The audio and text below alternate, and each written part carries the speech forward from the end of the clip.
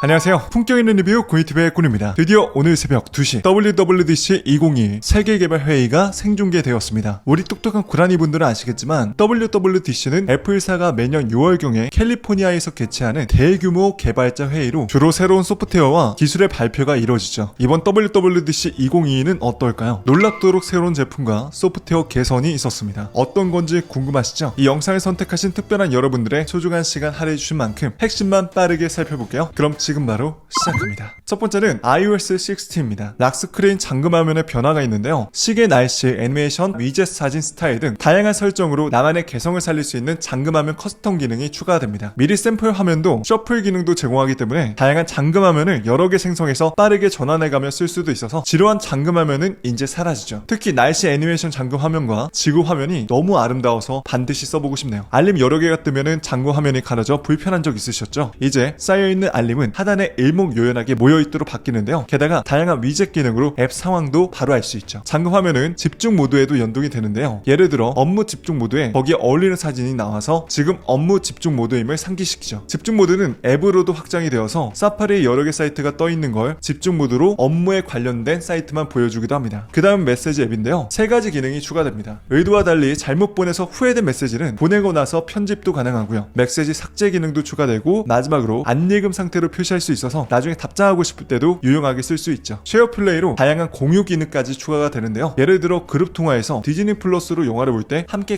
감상하면서 메시지를 주고받을 수도 있죠. 음성 입력 기능도 강화가 됩니다. 음성 입력 기능 시에는 키보드가 이렇게 같이 뜨게 돼서 동시에 타이핑도 가능한데요. 이는 좀 더 오타를 쉽게 수정도 가능하고 이모티콘 입력도 좀 더 수월하게 될 수 있어서 시리로 메시지를 보낼 때도 좀 더 간편해집니다. 그리고 이제 다른 설정 없이 단축어 기능도 가능한데요. 그중 라이브 텍스트 기능과 사진에서 피사체를 길게 눌러서 AI가 자동으로 눕기를 따져 이미지를 메시지로 보낼 수도 있습니다. 그 다음은 지갑 앱과 애플페이, 지도 앱에 다양한 기능이 추가가 되지만 제가 유심히 봤는데 우리나라에서 쓸만한 기능들은 딱히 없다고 봐도 무방하고 큰 의미가 없다고 판단돼 이건 제가 고정 댓글로 요약본 링크를 걸어 놓겠습니다. 그 다음은 스포츠 소식입니다. 라이브 액티비티를 통해서 애플 TV 앱이 잠금 화면에서도 실시간 경기 상황을 알 수 있게끔 도와주고요. 애플 뉴스 앱에서 신규 섹션인 나의 스포츠에서 내가 팔로우한 팀의 상황을 알 수도 있죠. 가족 공유에 대한 업데이트도 있는데요. 공유 사진 라이브러리를 통해서 최대 5명에게 공유도 할 수 있고 키워드에 맞춰서도 공유가 가능합니다. 카메라 앱에서도 바로 라이브러리로 전송도 가능하죠. 그 다음 홈앱 애플 카플레이에 관한 얘기인데 스마트 홈 제어가 좀 더 쉬워지고 UI가 좀 더 직관적이고 세련되게 바뀌고요. 카플레이에서도 다양한 UI 제공 및 내 차에 딱 맞는 UI까지 제공받을 수 있는데 이 역시 아직 현실적으로 국내에 쓰긴 좀 어려운 기능들이 많이 있고 해당이 안 되는 부분이 많기 때문에 자세한 내용은 고정 댓글로 링크를 걸어 드릴 테니까 참고해 보시고요. 다음 소식으로 빠르게 넘어가도록 하죠. 에어팟 공간 음향도 발전이 있는데요. 트루뎁스 카메라를 통해서 개인화된 공간 음영 프로필을 생성해 사용자 맞춤의 청취도 가능해졌습니다. iOS 16는 아이폰 8 이상 기기에서 업데이트가 제공됩니다. 다음은 새로운 워치 OS 9에 대한 소식입니다. 4가지 신규 워치 페이스가 추가되는데요. 실시간 지구 모습을 볼 수 있는 전체 페이스 리마스터에서 전 세계의 구름 상황까지 보여줄 수가 있고요. 음력 단류 페이스, 플레이 타임, 귀여운 숫자 애니메이션 페이스, 메트리폴리튼 타이포그래피 페이스가 추가됩니다. 또 새로워진 시리 UI와 배너 알림도 추가돼서 검색과 지금 듣기 기능을 이용해 새로운 팟캐스트를 찾아 팔로우도 가능합니다. 또 운동 앱도 새로운 측정 수치와 보기 방식이 추가되는데요. 예를 들어서 달리기의 경우에는 3가지 달리기 자세 관련 수치를 추가해 달리기를 조금 더 효율적으로 추적하고 나한테 딱 맞도록 운동 강도도 조절할 수 있죠. 햅틱과 음성 피드백을 안내받아서 언제 뛰고 걸을지 알 수 있게 됩니다. 그리고 아이폰에 피트니스 앱이 추가돼서 아이폰의 모션 센서를 이용해 걸음걸이 등을 애용하는 운동 앱으로 추적도 할 수 있죠. 또 수면 앱도 개선이 있는데요. 이번에 수면 정보를 수면 단계로 자세히 알 수 있습니다. 각 수면 단계에 머무른 시간과 수면 중 깬 시간도 알 수 있어서 표로 직관적으로 볼 수도 있고 수면 건강에도 도움을 받을 수 있죠. 다만 이는 애플워치를 차고 자야지만 확인이 가능한데요. 아마 저와 같이 애플워치를 사용해보신 분들은 아시겠지만 아직까지 이거 애플워치를 차고 며칠간 쓸 수 있는 게 아니다 보니까 저는 이걸 잘 때 차본 적이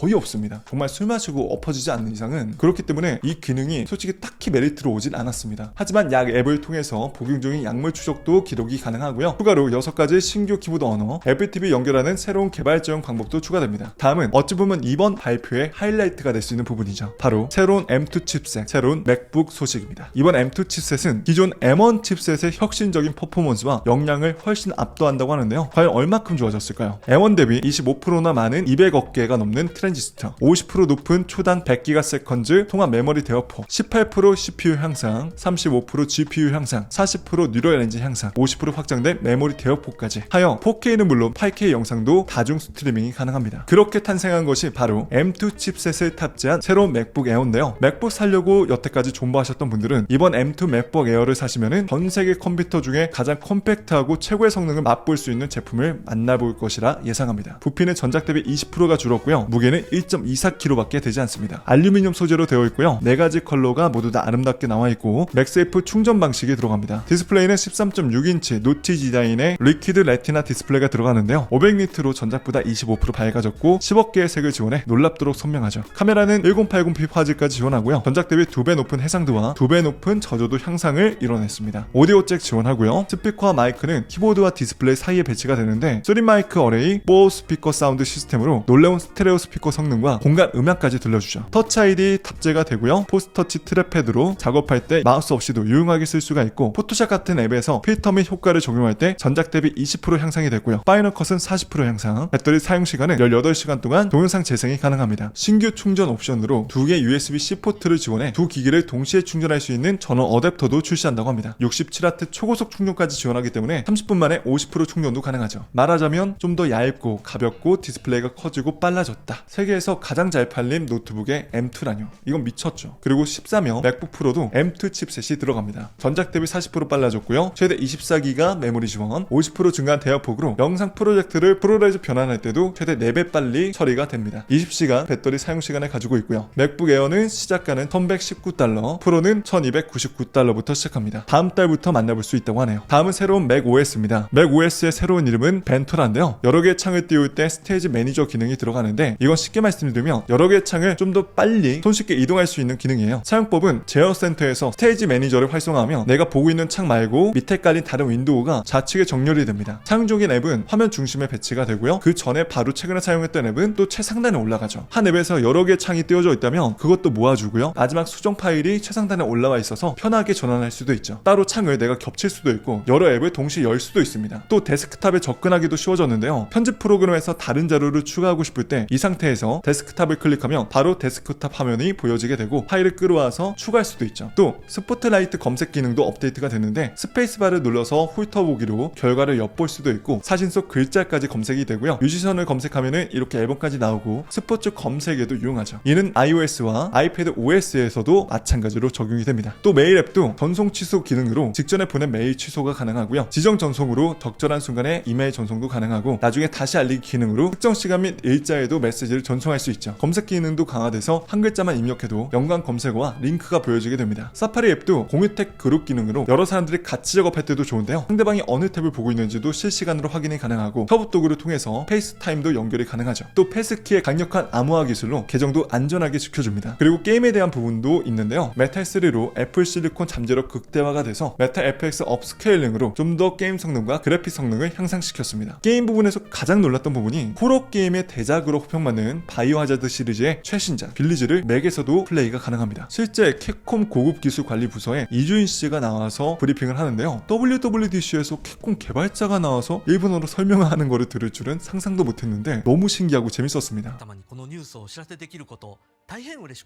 희망컨대 캡콤을 기점으로 다른 게임 회사도 참여해서 맥에서 고성능의 게임을 플레이할 수 있으면 좋겠습니다. 맥 에어에서는 1080p, 맥 스튜디오에서는 4K 경까지 할 수 있다고 하네요. 하긴 이 성능을 게임에 안 쓰기엔 너무 아깝다 그치? 그리고 영서성에 대한 부분도 개선이 있는데요. 아이폰에서 페이스타임을 할 때 맥을 이렇게 가까이 갖다 대면은 맥으로 연결해서 큰 화면으로 페이스타임을 이어서 즐길 수도 있고요. 커뮤니티 카메라로 아이폰을 웹캠처럼 쓸 수도 있습니다. 베이킹 부속품을 이용해서 맥 위에 아이폰을 올려놓고 자동으로 아이폰을 감지해 카메라로 사용하는데요. 이로 인해서 좀 더 고화질로 페이스타임을 이용할 수가 있죠. 센터 스테이지 기능, 계속 프레임 안에 인물이 들어올 수 있도록 유지도 할 수 있고요. 아이폰의 울트라 와이드 카메라를 통해서 책상 보기, UFO 샷도 찍을 수가 있습니다. 보케 기능, 피사체 외에 흐리게 되는 기능도 가능하고 스튜디오 조명으로 얼굴은 밝혀주고 주변을 어둡게 하는 기능도 들어갔습니다. 베이킹 부속품은 올해 만에나 만나볼 수 있다고 하네요. 그리고 이어서 아이패드 OS 16입니다. 크레이그가 플래시처럼 이렇게 빠르게 뛰는데 그 모습이 너무 재밌고 연출이 진짜 뛰어난 거예요. 역시 애플답다라는 생각이 생각이 들었습니다. 앞서 설명드린 기능들은 새로운 아이패드 OS 16에도 똑같이 적용이 되는데요. 공유택 그룹 기능이라든지 사파리 패스키 기능이라든지 메일 등 다양한 기능들이 똑같이 아이패드 OS에도 적용이 됩니다. 또 새롭게 출시할 스닉픽 앱을 통해서 하나의 프로젝트를 여러 사람들과 동시에 작업해 브레인스토밍하기에도 좋아질 것으로 예상합니다. 게임도 게임 센터를 사용해서 쉐어 플레이로 친구들과 같이 게임도 즐길 수 있고요. 맥 OS에 선보인 스테이지 매니저도 아이패드에 똑같이 적용이 되기 때문에 멀티태스킹 할 때도 유용하게 쓸 수가 있죠. 또 외부 디스플레이 연결 시에는 멀티스크린 사용도 가능하고 최대 8개 앱을 동시에 사용도 가능합니다. 출시일은 개발정 베타는 오늘부터, 공개 베타는 다음 달, 모든 사용자가 이용할 수 있는 버전은 올 가을에 출시할 예정입니다. 자, 이렇게 오늘 WWDC 2022 핵심 요약본을 만나보셨는데 어떠셨나요? 새로운 OS와 강력한 M2 칩셋이 탑재된 맥북 에어와 맥북 프로 등 남들이 자는 새벽에 제 잠을 깨우기엔 충분히 설레는 발표였습니다. 오늘 영상은 요약본으로 일반 사용자분들에게 유용한 기능들만 제가 모으다 보니 다소 놓치는 부분도 많고 아쉬운 부분도 있을 겁니다. 하지만 누구보다 빨리 우리 고라니 분들이 이런 정보를 알고 트렌디해졌으면 좋겠다라는 생각이 들어서 최대한 빨리 준비한 부분, 아쉬운 점 있더라도 조금만 양해 부탁드리고요. 자세한 내용은 공식 홈페이지 링크를 걸어 놓을 테니 참고 부탁드리겠습니다. 그럼 저는 곧 다음에 또 좋은 영상으로 인사드리고요. 오늘도 조금이라도 도움 되셨다면 좋아요와 구독, 알람 설정까지 한 번씩만 꼭 눌러주시고요. 전 또 재밌고 유익한 영상으로 인사드리겠습니다. 그럼 이만 가볼게요.